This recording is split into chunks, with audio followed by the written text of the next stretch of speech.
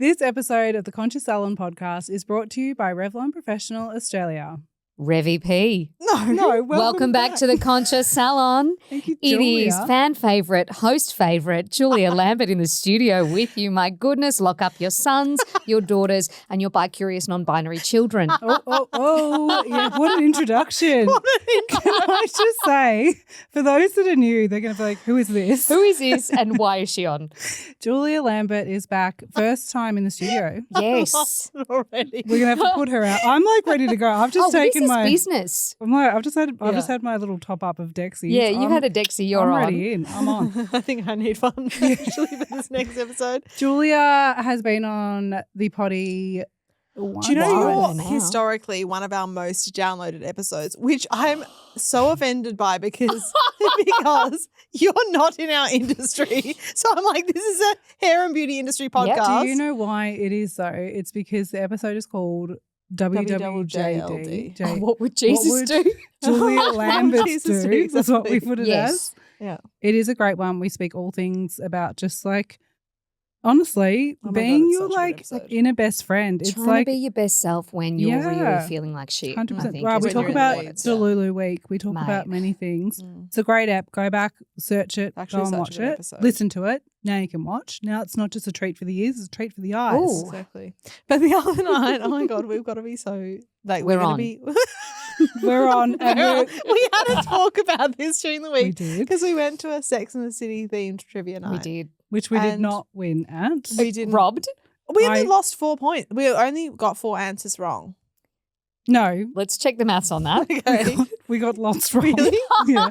Really? But I told you from the jump, Okay. love it. Can't wait. That, as I said Hang to on. you, I just want to say what our team name was because anyone who's Oh. a diehard Sex and the City fan We'll get it. will get it. So originally we can I called say though, I ourselves. actually thought about this morning. Here Because we like go. I've been trying to keep up. I actually think we should have stuck with the original one that you put up. I no. swear. What was that one? Oh yeah, Rogaine Rogaine and the Speed Stick. Stick was Yeah. our first one. Nah, I'm happy with what we chose. We chose Secret Service slots, which is very funny. If you're not a Sex and the City fan, you're not going to get that reference. Totally. And then the What are team you next going to door. do? Take the shirt off my back. Take the Take a shirt shot off. off my back. But the team next door to us had Rick 9+ as their was a username, good as one. their team name, and that was iconic. They didn't win. I can't remember. Someone, I was like a nurses one because he Yeah. liked the nurses. And I was like, yeah, yeah, whatever. it was like you guys. are Anyway, heroes, we didn't but- win, shockingly, because as I said to you, the questions will not be the stock standard. One of the questions was how many men has Carrie dated within the whole seasons? 27, for Mm. those of you We wondering at said home. 36. I thought that was. We pretty went for good. 42 at the beginning. Yeah. We recalibrated. Yes, We yes. recalibrated. Still quite a bit off. Exactly. Yeah, we didn't win. But anyway, that's not the point. We Mm. did get to talking, as we always do. As we do. Mm. And Julia had some absolute pearlers, as per Shock. We were She having, always we were does. having, yeah, we were having a talk about leadership, Mm. which we Yeah. talk about often. So Julia is actually, you are like a government person. yeah. So And I work in Let's in this is like government, the Chandler corporate thing area. of, Well, you're always moving departments. Like it would be Yeah. wrong of me to get invested in your Yeah. title every Absolutely. 5 minutes. My goodness. And also that's me. a good But excuse, one isn't thing it? that you do exceptionally well, so you work for the government, but I one do. thing you And do, I will just say all my thoughts are my own and not supported by my employer. That's right.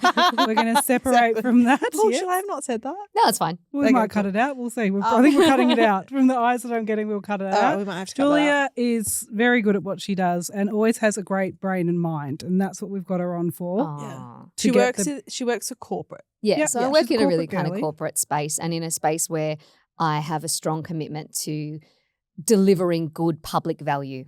Yeah, which I Mm. think is very different to the kind of individualized and personalized work that you do and that we see in the hair and beauty industry. Very good. Did you rehearse that? No, I'm just, this is me, This is her. baby. Hello. Exactly. This is me on a Monday. But one thing that I really admire about what you do is I love your leadership. And every time I see you, we have high level conversations about leadership, Yeah. much to Pete Young's dismay. And we talk about how to be a heart led, compassionate leader who gets results. Yeah. And I think that you do that so well. And you've taught me so much about leadership. Don't all cry. So we're having a conversation the other night. And you were sharing with us this incredible story. And we said, you need to come on the potty and tell that. And then you said, well, I'm on long service I'm on my leave. long service leave, having You're a little on rest. recess every day. Mate, So Every we day. said, well, Monday, Dale, you're coming.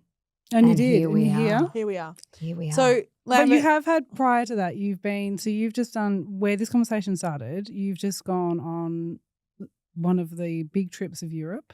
yeah, I had a little holiday in September, October last year and came back. I'm a big fan of a holiday. I think Aren't we if all? you play hard, you got to rest hard. Absolutely. And draw the lines between that as you will. Yes. Burning the candle at both ends, always. Always. So we're not going to get into any of those No. stories. No. This is No. this is an educational. No, that's right. We're not going to do. We're not doing Secret Service sluts We're tonight. not doing. We are not. But I want to talk about. You told me a great perler Yeah. of when we were talking about predictability Yeah. with leadership. So I went on a bike tour as part of my little holiday. I like to ride a bike when I go on holidays. I try to ride a bike when I'm in Melbourne, but I'm not great at it. Like I love the idea of it, but I'm a bit shit at it. And one of the people I was traveling with, she said to me, Julia, when you're riding a bike, be predictable. This is the best piece of advice I can give you. Be predictable. And I thought, well, there's a leadership lesson in that, which I think anytime anyone says anything to me, there's a leadership lesson in that. What is it? And I was thinking about then the predictability of leadership and how important it is to be predictable when we're leaders. And then, I was kind of thinking about that as I rode my bike and tried to be predictable for the cars. And then I was thinking about that as a driver. And, when you see somebody driving erratically and you're like, I want to get the fuck away from that person. I do not want to be anywhere near them. But when you're behind somebody who's driving and they're calm and they can see the things, like they're seeing the things, that they're braking early, they're indicating, they're following the road rules. You're like, oh, this is easy. This is breezy. I hope this person's going where I'm going and I can just follow them the whole way. And so I think about leadership in that context of I don't want to be the sort of leader who is erratic, darting in and out of lanes, not indicating, when I'm not sure how they're going to react or respond and I'm kind of on edge the whole time. I want to be the kind of leader and work for the kind of leaders who are predictable, deliberate, where I kind of know the vibe of how they're going to respond. And that's really important in the work that I do. The work that I do, I'm often working with some of the most senior members of our organisation and also some of the most junior. And so there's a real I think benefit in being predictable in your approach and in your leadership. I loved this for so many reasons, but the fact that when you started like sharing that perler, and I was just thinking about it and I was like, when I've had leadership before and it's not predictable, that's super unnerving.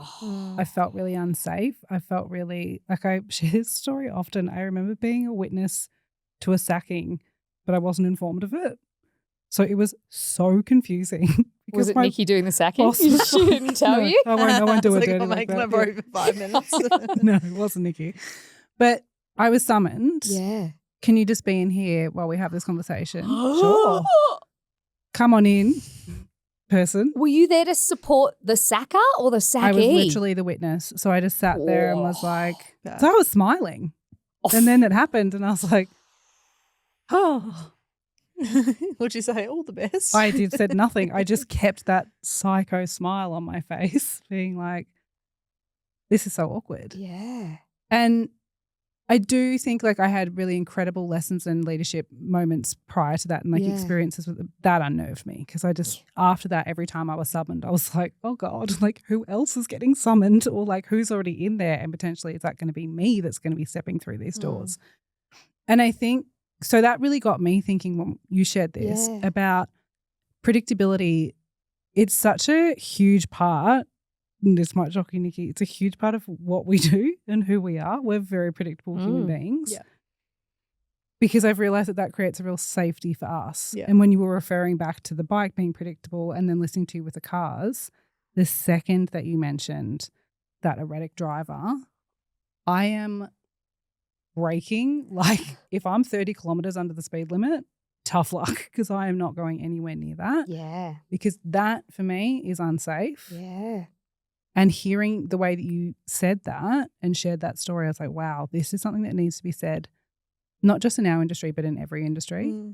Because people think that predictability is boring or they think it's mundane and like, why are we trying to make everything spicy and interesting and like or people like use their chaos as fun. Oh my God, I'm so chaotic. My team quirky. just like think it's so funny. I'm so chaotic. And when I hear that, I'm like, babe, take 10 minutes, sort your shit out and then have your meeting with me. Totally. Do not bring me into that chaos because I've got enough things to try and juggle and I'm trying to make sense of that and bring some structure to it so that when we do get a curveball, someone can catch it or at least duck their head.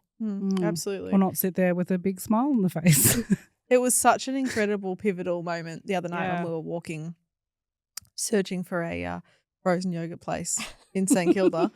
But it was such a pivotal moment when you were talking about that because I was like, oh, I've been that leader. I've been that chaotic leader. And now being on what I like to say is that we're on the other end of that scale in terms of predictability and creating so much certainty and predictability that our team now can say, oh, this has happened and I know that Nikki and Tess are going to say this. Or I know that Nikki and Tess will lead in this way. There's so much predictability around that they know that when change happens, we're going to have a conversation about it. We're going to talk about the who, what, when, why, how, and what our path is moving forward. They know that whenever you say, hey, can we have a quick chat, that you're not going to bring them in to be a witness in a thing. And that you're probably going to say, can we have a quick chat about X? Rather than, can we have a quick chat? And then the person's going. Or they like open their appointment book and they say there's a meeting booked with Nikki and they're like, oh God, what's that about? Or be like, hey, I'm just scheduling this meeting so we can talk about X. Yeah. And then if you see that, that's why. But it's massive. And I don't think we've realized, because as Nikki's saying, we've been on the other side of that. We've experienced it. We've also been a part of it. So we've added to this conversation. We've also been a part of the conversation. I feel this is something that we see so often with salon owners. It's like this dance of, I experienced this when I was growing, when I had my apprenticeship. So I'm going to be the polar opposite. So I experienced horrible boss. So I'm going to be the friend boss, which also not safe. Or I experienced, no structure. I'm going to have heaps of structure, all of these things. And then the predictability of like, even sometimes I find with like creating momentum and then dropping it out, and the team's emotional systems must be like this. I think about that often of like people when we're working with salon owners and they're on real momentum train and then they just drop off. And I think how confusing for the team to be like, okay, we're going all in on this, and then oh, you've lost interest in that, or you're not organized enough, or you're exhausted. So then we plummet, and how difficult that is. Or one-on-one meetings, we always say book them in for the entire year. They don't move for anything. And we have so many salon owners who will say, oh, I had to move that because a client needed to get in, or I had to do like that. Even that in terms of a lack of predictability and chaotic momentum. See, I'm comfy with having them booked in, and then if we need to move it, we move it, but we agree that we're absolutely having one this week. We commit to finding a time. Again, with my corporate background, sometimes there are things when I'm working with the most senior people and the most junior people where if somebody needs me in that moment, I like to think, I'm always available. I'm available. And this, I think, goes to the other part of the conversation that we were having around leading and managing and how they're two kind of different skill sets and approaches and different parts of yourself to tap into, because you can lead without being a manager and you can manage without being a leader. But I think that's different where our So different true. industries, because you guys will have times in the office where person A and person B are like, okay, we'll line it up on Thursday instead because we've both got free time for 3 hours. Yeah. Whereas in our industry, it's like every hour you're booked with a client. So to have that crossover where two people align can be really tricky. Yeah. Julia, Yeah. you spoke on, and I want to just throw this in there. There we go. You spoke so much about leadership, and there were so many amazing gold nuggets on our 10-minute walk.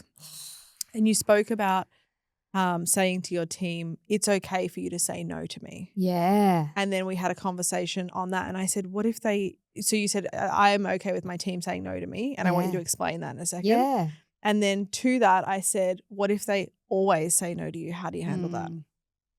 Share. So I think communication is really important in any sort of relationship. And in this particular context, we're talking about teams and managers. Or teams more broadly. And I think it's really important to be able to manage expectations and manage up I say to my team, the hardest part of your job is managing me. So let me tell you how to do it. Mm. And I give, again, the predictability. These are the questions I'm always going to ask. These are the things I'm going to think about. Oh, sorry, I keep knocking the It's okay. microphone. Thank you. I'm always going to have comments. I'm always going to have feedback. I'm always going to do this. I'm always going to do that. If you want me, I'm always available to you. So ask. If you're looking at the blank page and you're spiraling, you come and you find me, you ring me, you pick up the phone. You don't sit there in that, and this is how I'm usually going to react. 9 times out of 10, this is how I'm going to react. So you can predict that. You actually say that to them? Yeah. That's cool. So good. So Yeah. what can I want to like lean into that a little bit more. When you say this is how I'm going to react, what sort of examples do you say? Yeah. Great. So I was actually having a chat with my boss the other day, and she was like, she talked to me about the 4 Ps and how she was onboarding another team at the moment. And she was like, I talk about the 4 Fs, not the 4 Ps. Oh, fuck. Here we go. You're going to fuck up. You're going to fess up. You're going to fix it. And we're going to forget about it. Oh, I like Oh, I that. love How that. good's that? That's so good. So fuck Fuck up, up, fess up, fix it, fix it, forget it. Forget it. Love. Love that. Yeah. And so that gives permission to fail. And that's not permission to fail every day at every task. And I think it's really important to say that in your expectation setting. We're not always going to get it right. We're going to try to get it right, but sometimes we're not. What are we going to do about that? What's our accountability? What's our responsibility and accountability to ourselves, to each other, and to our clients and the people that we're serving? So I think there's some of the things to think about. And then I'd have the yes and no conversation around, our job is to make each other's lives easier or whatever it is. Our job is to give people the best experience when they walk into this building that they can have. We want them to leave feeling fabulous and having a great experience and wanting to come back and to tell their friends about how much they loved it. Great. We're not always going to nail that. So how do we work together so that 9 times out of 10 we do? And in the 1 time in the 10 that we don't, we're able to catch it, call it out, and kind of address it. That's and huge. minimize Love that. Love So they're that. the kinds of things. So good. And so that will mean that sometimes you have to say no to me. Do you feel and I always ask, particularly when I'm working with junior people, do you feel comfortable saying no to me? Yes, Julia. And I'm like, do it then. Say no Prove to it. me. And watch them freeze. I'm like, no, say no. Say no. Yeah. And I get them to use the language. And I said, and that doesn't mean you can say no to me all the time, but it means you've got a kind of handful of magic beans to say, oh, actually, Julia, if you want that by that time, it means you can't have this one. Which one do you want? Can you help me prioritize? Absolutely, I can. Thank you for giving me that visibility. Let's make this decision together. Yeah? I love that. That revolutionized the way that I think about, because when we were talking about this, I said, Tay will say no to us. Yeah. And it's not necessarily us saying, can you take on this task? It's more so we'll say, oh, this, like, what do you think about this idea? And if it's a shit idea, or we think it's like an epic idea, and she's just like, she'll come in and say, that's not a good idea. That's not a good idea. Let's see it in this way. Or this is how we could do it better. Or she'll say, this is something that's a huge gap for us. We can do this so much better. And it will be something that we've written and it's been our method, and she'll come in and say, we can do it better than that. And so what she's not saying is no full stop. Yeah. So I have a problem with no full stop. You can't come to me and say no full stop. You come to me with options. So it's no, however. This. Yeah. No, but we could do this. Or so I talk a bit about yes and no but. There's that theatre degree paying for itself. Finally, they listen. And that might even just be a bit of a language thing as well. You know, hey, Tay, we were thinking about, painting the whole salon bright red. What do you think our about friend has a that? bright red salon, and she just won Salon Interior Design of the Year. Hang on. Actually, is you this would love her is this salon. Mama West. Red. My mate. Red. You'd actually love her salon. Well, it's a long-time listener, in case you couldn't tell. Sheridan. Oh, The best. You need to go you there. need to go it's there. like literally your vibe. You would love the experience, and everyone's really like fun and extroverted. You'd fit in perfectly. well, I've absolutely loved all of Mama West's podcasts and every podcast of this program that I've ever listened to. Thank you. You can come back again now. Thank you. But like for your vibe, that's not the vibe you're going for. And Tay might say, great, I love that you're thinking about that. And maybe red's not the vibe we're going for. And no. And no. I And feel no. like she's super comfortable saying that, and it's only the last couple of years that that she has that we've really given her permission, I guess, to say, no, you've got to look at it from this lens, or no, let me give you a different perspective. Yeah. And it's opened up so many different avenues. And sometimes the word no can be a conversation stopper. So if you are hearing no a lot or noticing that you're saying no a lot, I'd encourage you to think about your own language and help your team by giving them language to either push back, manage up, give you visibility, give you options. And that can be as simple as, hey, yesterday you said, when I asked you about this, you said, no, Julia, I don't think we should do it that way. Oh, I've got a bit, I was reflecting on it, and you can always reflect. Please reflect. And don't just sit with it, because then it kind of festers and then you get cranky and then you snap at the wrong thing. So have the conversation, hey, I've noticed you've been saying no to me a lot. Can we have a bit of a play with language? It's just it's triggering me, or it's making me really cranky, or it's just kind of getting my hackles up a little bit, whatever it is that it's doing for you. And then have that conversation with, what other words can we use? So one of the ones that I use is, can I suggest?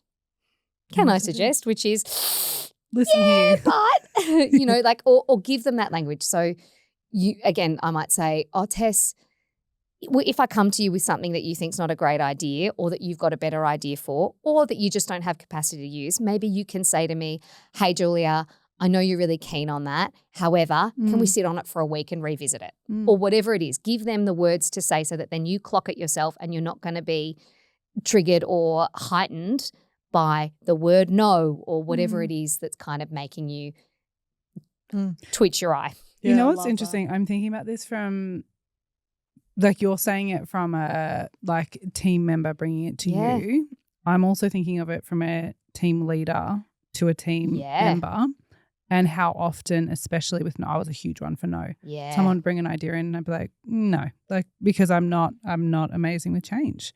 So often if things were brought to the table, someone had an idea, rather than saying, that's a good idea, I'd love us to also do X, Y, and Z. Well, can I think about it a bit longer? Yeah, but I'd just go, no, that wouldn't be good. That's your predictability. Yeah. I know I can't bring anything to Tess, Exactly. so I'll wait till Nikki's in, and I'll just go to Nikki, because it's easier to work to Nikki, because Nikki will say yes and Tess will say no. Yeah, and I think even with that, that was what I was sort of thinking with that whole thing of that predictability of having, like, me being known as the no person would be, first of all, not very empowered and inspiring. Then suddenly I'd start complaining about the fact that my team don't give me anything. They don't have any ideas. They don't, or I can't get anything out of them. They're just they're just like a wall. I hear that. It's something we hear all the time. Especially in one-on-ones. Yeah. My team member won't open up. It's just like closed answers. So we have to really work with that salon owner. Yeah. What sort of questions are you asking? Yeah. Are you asking questions and then when it gets quiet, you're just filling it with words? Or are you asking questions and actually sitting in that quietness and waiting until they respond? Yeah. And sometimes some of those things take time. And again, the predictability of, this is how I'm going to work. I'm not going to stop asking you. I'm not going to stop asking you for new ideas. Would you say to a team member, I want to be predictable for you, so here's what I'm going to do? Yeah. And so you might say, for example, if I can pick up on your piece around the I'm the no person, former no, now reformed no, reformed yes now, or I'm emerging yes. I'm definitely. I'd say I'm almost a fully qualified yes. Oh, excuse me. I feel that I've really leveled up, but it is one of those things that I've had to really work on, because change is not something that I do embrace. That feels uncomfortable. But how reflective of you to do that. And I think as leaders and managers, sometimes we don't want to do that reflective work. So I've spent a lot of time, particularly when I've had to go into new teams or when I've been picked up and put somewhere else to clean up something. I like to give a bit of a heads up. Yeah, because you've been on cleanup crew quite a few times. I've been on cleanup crew, like in some of my old jobs, they called me the janitor. Love it. What do they call it when you go and Janitor clean up the Julia. dead body? Corpse cleaner. Corpse cleaner. Oh, A morgue. Yeah. But I get the janitor a lot. Yeah. Janitor we're bringing a in lot. the janitor. Okay, great. Yep. Good to see everyone. Yes, hello, welcome you. back. Oh, there's Welcome. a toilet that needs unclogging. Here we are. And so what I like to do to kind of shortcut some of that, because often when you're in those sorts of roles, you don't have a lot of time. Hey, can you fix this up in 6 weeks? Yep. Sometimes you've got the luxury of 6 months. Even still, like you want to be building relationships quickly. You want people to learn about you and for you to be approachable, I think. That's my kind of leadership style. And so I'll do a bit of, hey, here are some tips for working with me. My diary's open. I'm available between these times for phone call, or I prefer a phone call or a text message. If you want to chat with me, if you want more than an hour, if you want more than half an hour of my time, send me bullet points of what we're going to talk about so that I've got a heads up. I love that. Yeah. If you want feedback, tell me what you want feedback on. If you want to talk to me after hours, no worries. Just check my diary and pop it in. If you need me to review something, put time in my diary so that it's in there. If you don't hear from me about something in a week, it's your job to follow me up. It's your job to chase me. So you give them a real lay of the land. Yeah. Of like, this is how I like give you permission. Yeah. And so it absolutely gives them permission. It gives them the rules of the game. Here's our playing area.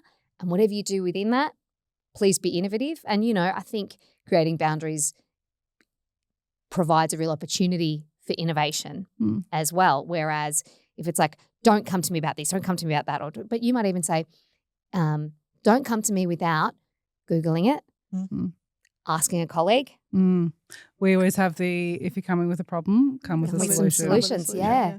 We always say to our team, you've got to come with at least 2 solutions if you've got a problem on your hands. Absolutely. And it's really interesting, even with our emerging team, they'll come in now and they'll say, well, like they'll bring it to Tay, this is the problem that I'm facing and here are the things that I see fit. This is what I'm thinking. Can I bounce it off you? Or here's what I've tried. I love here's what I've tried as well. Hey, I tried these 2 things and now I'm at a wall. I'm like, okay. And then I also love the opportunity to be reflective with the team. How did it feel? Which bits of it didn't work? What can we do to kind of maybe tweak it around the edges? Like, or are we chucking the whole thing out? Were there bits of it that might have worked? Do you want to have another crack? Was the timing off? Was it that I was having a shitty day that day, or that I was in back-to-backs and I didn't have a chance to sit properly with this? Did I misunderstand? There are also things like, write it down for me, or actually I want to have a face-to-face, or let's talk let's talk on the phone, thinking about how I best communicate. Or I'm a real thinker, so I need the idea and then I need time to reflect, or I'm really impulsive in my responses. So I might give you a response and then I might change my mind. These don't all have to be amazing traits. It can be a shitty one. Like sometimes I'm like, this is what I think now, but heads up, I might change my mind when I sit on it a bit longer. So don't go too fast and check back in with me tomorrow. You really do. Like, I feel like it just gives like full permission to just, this is the best way to communicate with me. This is my expectation. This is like my permission for you. And like, potentially they can do the same thing. Absolutely they should. Yeah. How do I get the best out of you? How do we work best together? It's like the personality test that we do. Really cool. So similar. Julia Lambert. Yeah. I learn so much every time I sit with you and we talk shop. And your perspective, I find that you're just such an unbelievably empowering human being. And you speak with such an optimistic lens to your team, like how I'm hearing you speak to your team. You do it so positively and so it's in such an empowering way. And there needs to be so many more leaders like you out there. I'm so grateful that you're here today sharing with our community this wisdom because so many salon owners are missing this and missing this conscious leadership that you have. Your talent is wasted in the secret career that in providing good public services and good public value. You are doing an exceptional job as a janitor, but I think thank you. With this, I'm so grateful that you've come in to share. But our industry, I feel, needs this permission because we have this like a way of being, of thinking, putting this expectation that it needs to look one way. And I think just giving the permission of give the people the blueprint as to how to best work with you. So then we can all get along and get their blueprint and let's compare blueprints and see how we can work have with some this. shared language about that as well. Absolutely. Wow, amazing. Guys, thank you so much. Julia Lambert, thank you so much for sharing My your amazing absolute brain. pleasure. You are a So- spectacular human being, Oh, and we back at appreciate you you. coming in on recess. Oh, pleasure. A day love of it. back-to-back unemployment. Oh, But guys, this has been amazing. So Ugh. many gold nuggets in here. So many golds. Thank Go you. And also listen to WWJLD. It's what a really would good Julia episode. Lambert do? It's a really good episode. Thank you guys for listening to another episode of Secret Service Sluts. Yes. stay conscious. Let's love you guys first. Oh, love you.